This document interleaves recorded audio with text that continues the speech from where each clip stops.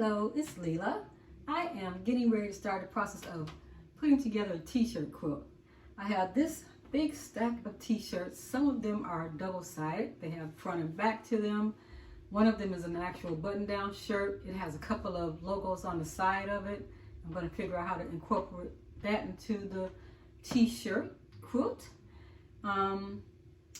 These are for someone really special, and so I am honored to be able to make a t-shirt quilt for her. These are some special shirts that she has worn and others, and she wanted them all put together. So I'm going to do that process. I'm going to be using my Baby Lock core sewing machine. I have some interfacing here. For each of my t-shirt quilts, I use interfacing. This is Pelon SF101 interfacing. It's fusible interfacing. This is a bolt of it. I have to order another bolt because once I use one, I try to keep extra bolts around. Once I cut the shirts using my specialty ruler in squares, then I will figure out how many squares I'll have, because remember, some are front and back. Once I cut those and determine the size, I'll use the interfacing depending on what size the squares are. I cut the interfacing a little larger than the square so that I'll make sure it covers everything, because you know the t-shirts are very stretchy, and interfacing, it helps to keep that stretch to a minimum, which is really good making the t-shirt quilt. They also have backing for the t-shirt quilt, and I also have cotton batting for the t-shirt quilt. So this is going to be a lengthy process. I'll try to film some of it. I'm not sure how much I'll get filmed, but I'll try to film bits and pieces of it. Once I start cutting, I'll try to film some of that to show you how I actually do my cuts. And I'll try to film some of me putting on some of this SF101 interfacing. I've been asked about how I do that by a girlfriend of mine, so I'm going to show her that portion on video. And what else? And then I have to sew together the blocks. So that's going to be a process. We're saying about, let's say about an hour of time to cut out these interfacing to place on the blocks, and about an hour and a half to cut each of the shirts and cut them into squares and blocks. That's giving me about 3 hour time there.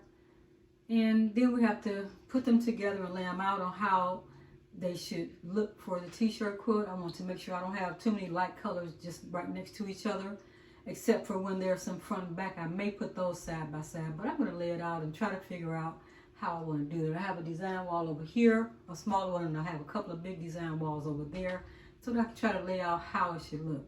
We'll figure it out some kind of way. So keep watching, and I will show bits and pieces of how I'm coming along with this 22 plus shirt t-shirt quilt. Keep watching. I am starting here sharing a few of my rulers that I have. These are my square rulers.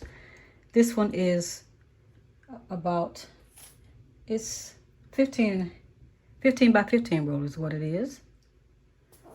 This one, another one is a little smaller, and it's a 12.5 by 12.5 inch ruler, I believe. And this one is a smaller 6.5 inch square ruler. This is the same 6.5 inch square ruler. Some of them grip a little better and some don't. So I like to keep them out.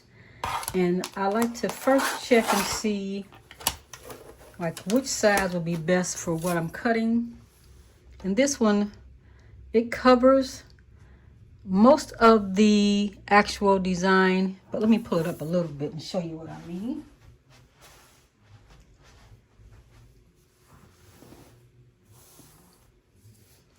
It doesn't leave me much space to work with after the design here. So I probably would not use this one to cut that actual logo or design on the shirt. I will use this one because I need extra room. I need seam allowance and things like that. And I don't want to fuss with it being too tight around the shirt. Here's another one. Let's see what this one has. For sure, this one would need the larger ruler. Let's put it like that. And see, it's almost tight there, but this gives me a 1-inch seam allowance there. And I move it up some, and a 1-inch seam allowance on both edges there. So this is what I would use for that. And I will share with you kind of how I cut my shirts. Grab that there. I simply start off by cutting the sleeves of my shirts off.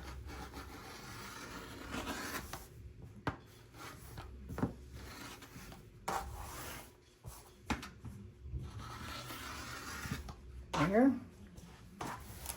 And I cut the neckline here.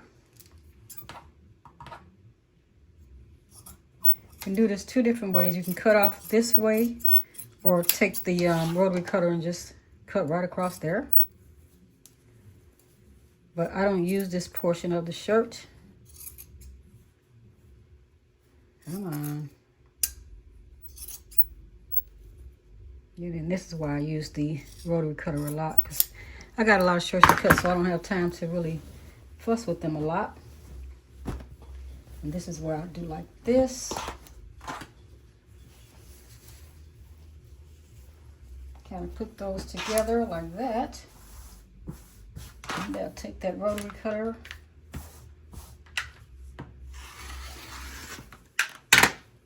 Now I have a front and a back.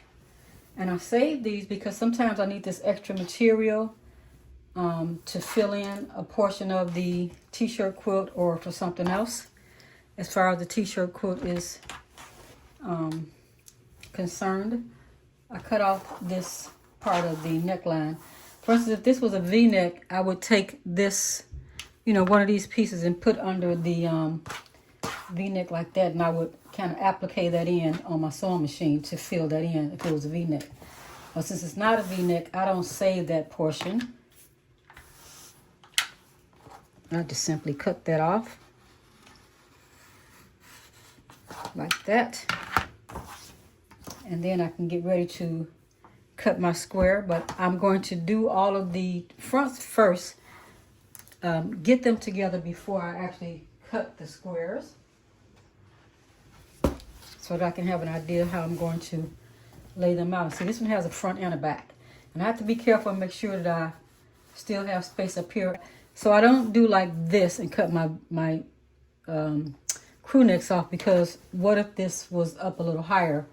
I really need that space there, and this is why I kind of take a little extra time to just cut off the sleeves.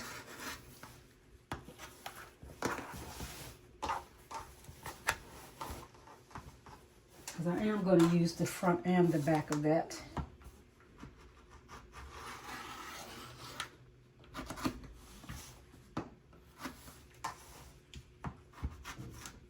It's about time for me to change my blade, but I don't change my blade before I cut t-shirts. I think it's a waste. It's going to be rough anyway. It's going to just dull my blade, so I just hold off on that.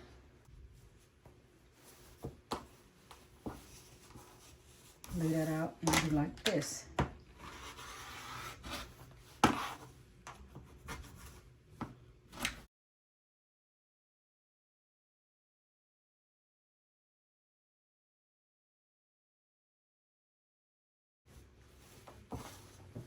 This is a really thick shirt right here. There we go. So now I can take this,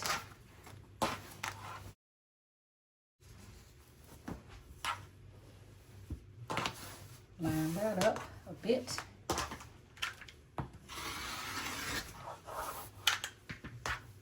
So now I have this part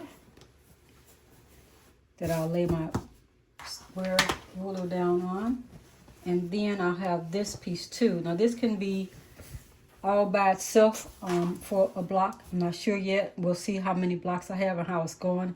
Or I could always take this and place it like on the side or something like this to make it, you know, a design. So we'll see how that goes. But in the meantime, I just make sure I have everything cleaned up and just about ready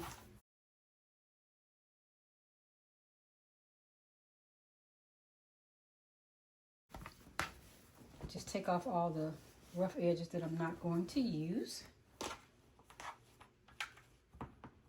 And it's time to put the t-shirt quilt together.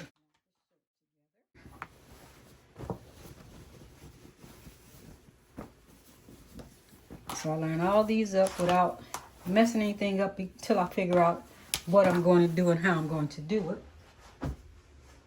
Here we have one with a photo on it. See if there's anything on the back. Yep, there's something on the back. And there's a photo on the front. And it has a V-neck. So for this one, I'm going to preserve that V-neck. And I'll just take the sleeves off.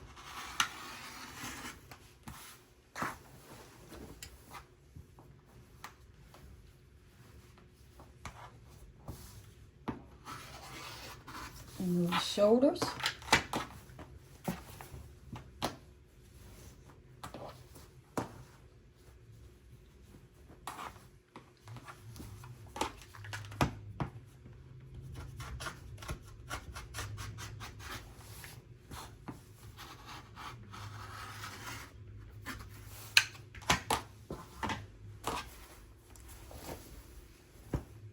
And we have words on the back that I want to save, and I may try to figure out a way to put it together, or it'll go separately. I'm not sure which way yet. This is all part of the planning process. I have to be careful when I get ready to use the heat press on these. I might have to use the iron for that one. It's a little kind of rough, so I may have to use the iron on that when I get ready to put my interfacing on. So that is another step to the process. So now we have these two pieces, but we're not going to cut that V-neck off because we're going to use it. And we'll put these together so we'll know that they're part of the same shirt. And let's do one more.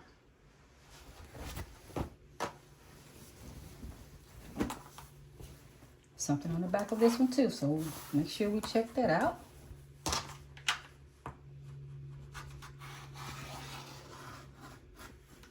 This is going to be a nice size t-shirt quilt because of those fronts and backs.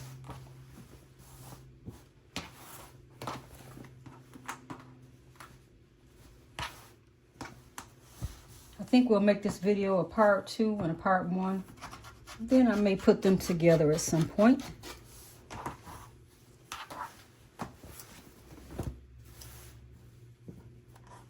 Let's take this other shoulder off.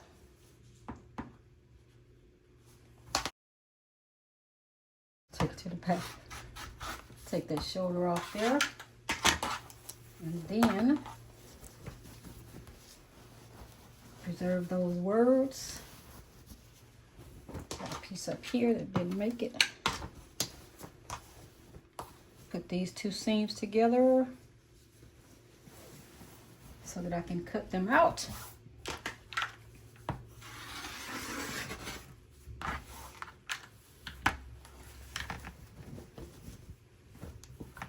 I don't need the crew neck parts, so we'll take those off. The necklines. Get rid of those. And get rid of this one.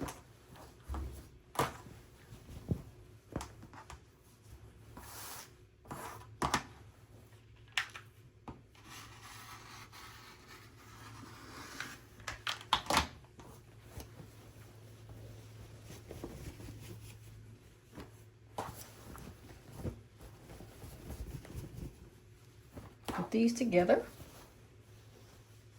So I have my sets lined up. So here I have my little pieces together, and I'll get rid of all of these parts, save pieces that I need, and I'll come right back.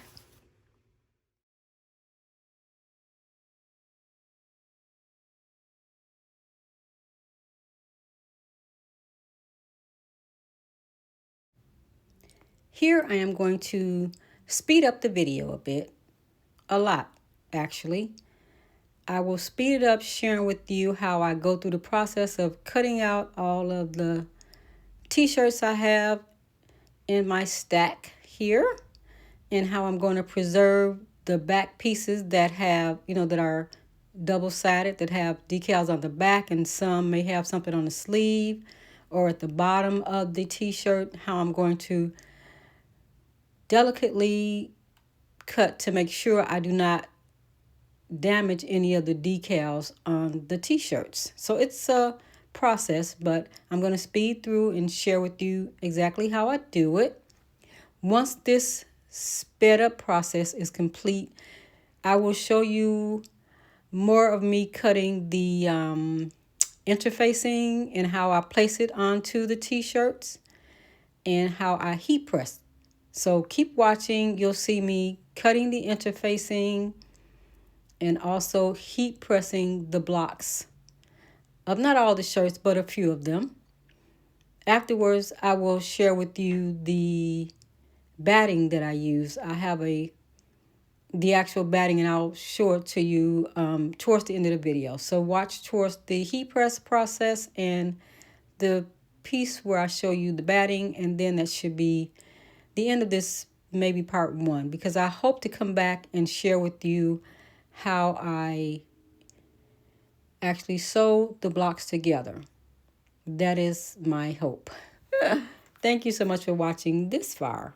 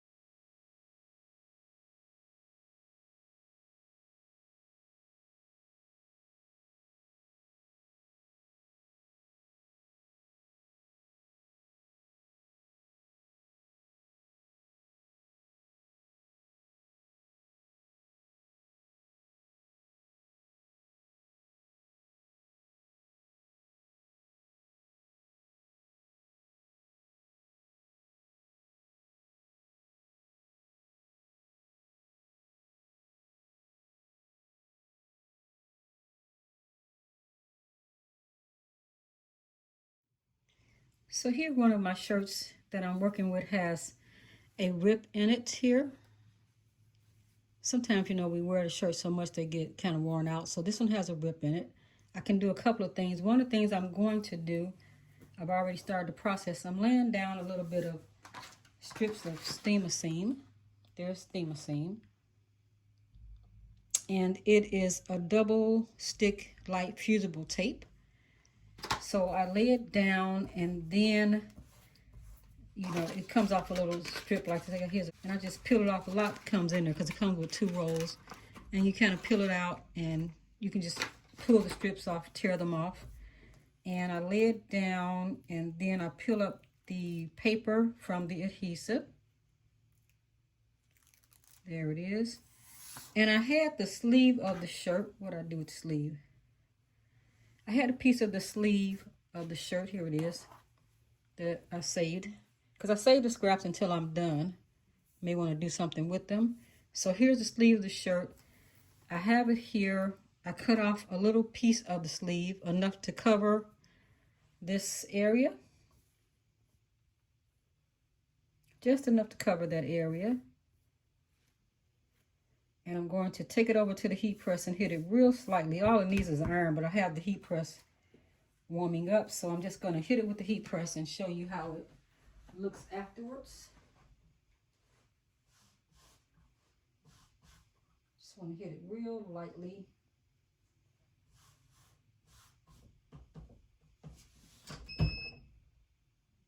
Like a little 2-second press. So afterwards, this is what it looks like. At least you can't see through the hole. See, it's kind of mended. And then once I put the actual SF101, the fusible interfacing behind it, you won't even be able to see that part. So I'm going to see if I can adjust the camera so I can cut this down. And I'll show you how I put on my interfacing with the heat press. You can either use the heat press or the iron for the SF101, or any of the interfacing I use is usually doable with an iron. So I want to make sure I get all of this in there. Let's see what all you can see without me knocking everything over. There you go. So this is a really big piece. So I can't get everything into this. This is my largest square ruler that I'm going to use. I can get about that much in there.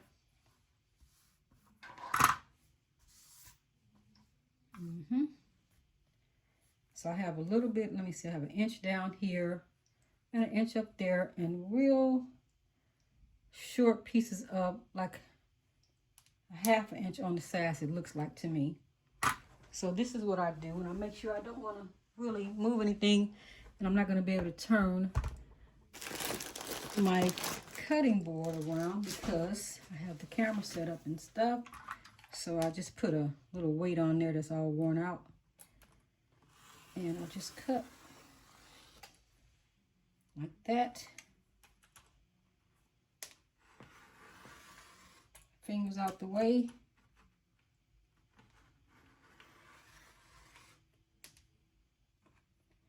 I don't have it really lined up because I can't see it that great with this camera in the way, but I'll fix it.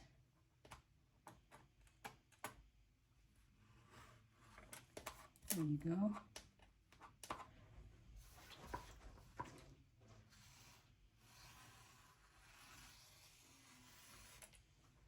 A little rough cut.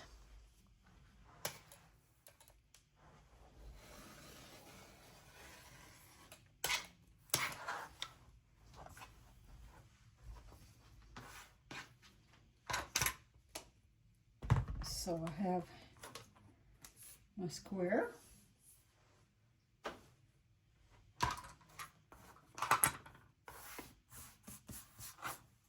Clean all that up. Then I'll lay it like like this. And I'll take it over to the heat press.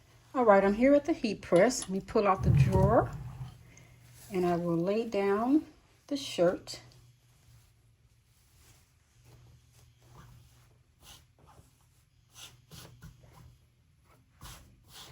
Nice and neat.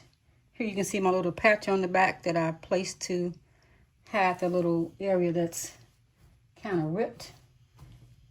This is a 15 by 15 heat press, so they fit kind of perfectly on that. I'll take the actual SF101, one sheet, one side of the sheet is bumpy, and that is the side that goes down on your actual garment. So you want to make sure that you have something to protect the garment, to protect this design, because your t-shirts almost always have a design on them. You want to lay this down like that. Make sure it's smooth out. And you make sure that your actual interfacing covers everything on the shirt. Like that. And this pillow asks for a little damp press, so I just dampen it up a little bit. Lay it out to make sure I don't have any bumps in there. And push the drawer in, and I'm going to give it a quick press. I'm going to start off with maybe a quick 10 seconds. And then I'll test it. Let me pull it out. Let's see how it adhered. I also have a Teflon sheet on top of my heat press too here. Just got little magnets to hold it up. So it adhered really good. I'm gonna give it one more quick 10-second press, and so the rest of them I think I'll do like at 15 seconds. The heat press is pretty warm. Now see, here's an edge right here that I can see where it, because the shirts, you know, they kind of roll up, so you got to be careful. See how that rolled up? I'm glad I didn't press it twice already, because sometimes you get a little play if you don't do it too much. So I get to pull that back, and I'm going to wet it and lay it back down. These t-shirts, they roll up a lot, so it takes a lot of work to get these done. But the end result is always worth it if you can go ahead and take the patience to get it done. You usually love the outcome. And hopefully the recipient will love it as much as you did as you put all the work into them. So now that's laying down flat, so you have to look at all the edges and make sure. All right, that's better. Let's push the back a little bit. That's just water in the bottle. Nothing more but a little regular tap water.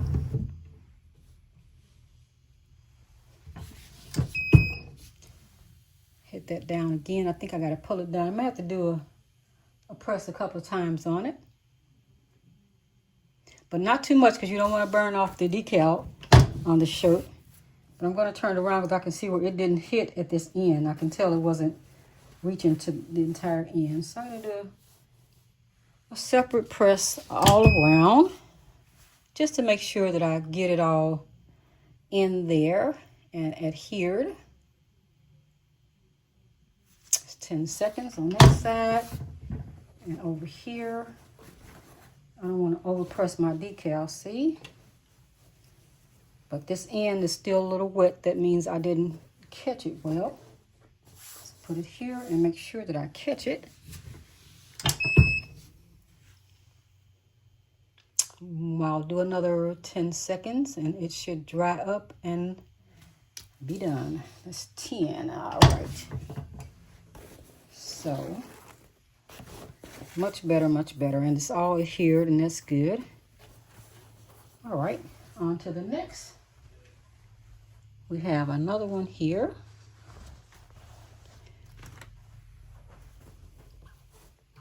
All right.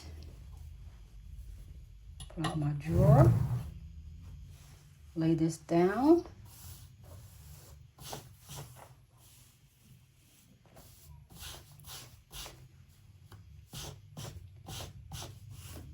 I feel like the theme of this t-shirt is going to be about family, cousins, family, and things like that.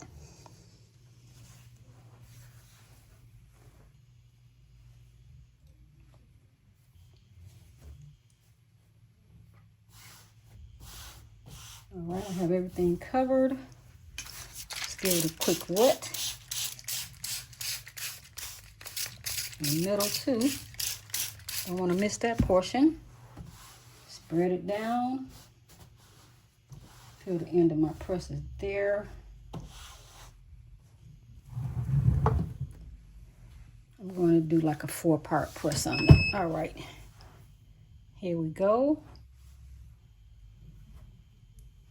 10 seconds on that side. That's it. I was going to give it a little more. So let's do a little less than 15. All righty. Just don't want to mess up the actual decals on here, so I don't want to do them too much. But I do want the interfacing to stick and not peel up, because that's a big part of making sure that t-shirts sew very well for me and don't fall apart while I'm trying to work on them. One more.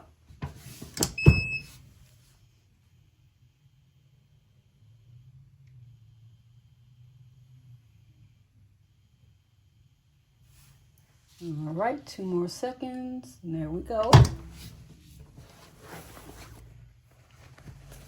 See how that one came out. Very nice, very nice.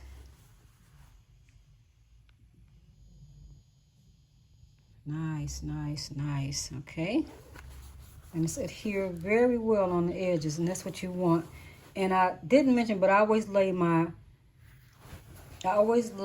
actual interfacing down, not up, because remember there's glue around, and when you have it a little larger than your actual shirt, you don't want this glue to stick onto your iron or whatever you're using. So there's that one, and we'll show you one more. Here's this that we cut out. We'll lay it down.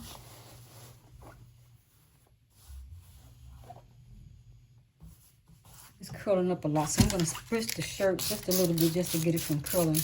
That'll help it from curling up some. Sometimes this t-shirt material, as you know, will do a lot of curling and stretching.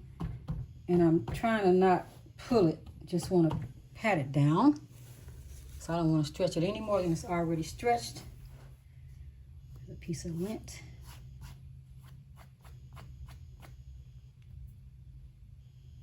There it is.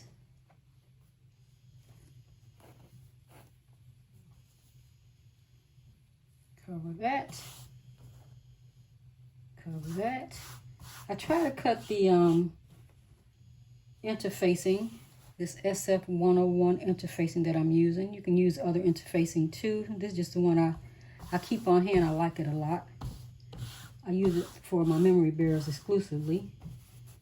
And you can use any kind of, not any kind, but you can use other interfacing for t-shirts.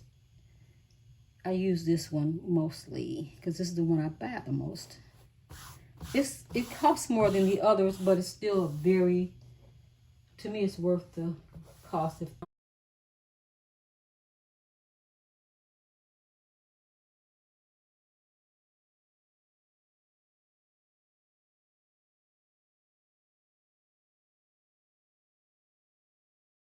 I also leave a link down below in the description box where you can get it from Amazon if you're an online shopper.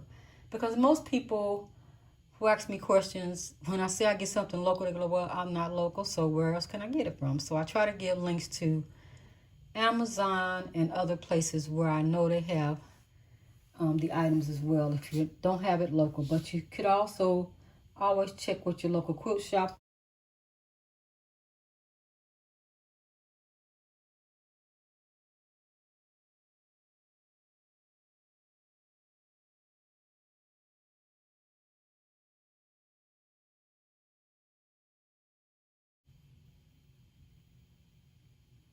All right.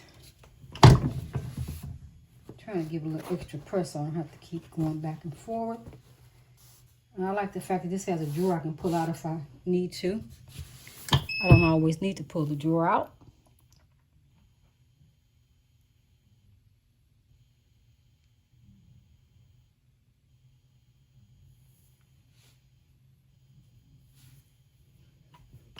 And once again, I laid the interfacing down on the mat, not up, because up it still has a little grips on it. This glue, look how much nicer it looks once you press it with the Pellon. It costs more, it's more expensive, but it makes your t-shirt quilts a lot better to me to have interfacing. So that is good. That is really good. Nice, nice, nice. I like that. Very nice. All right. What I want to say too is this is what I'm using for as far as batting is concerned.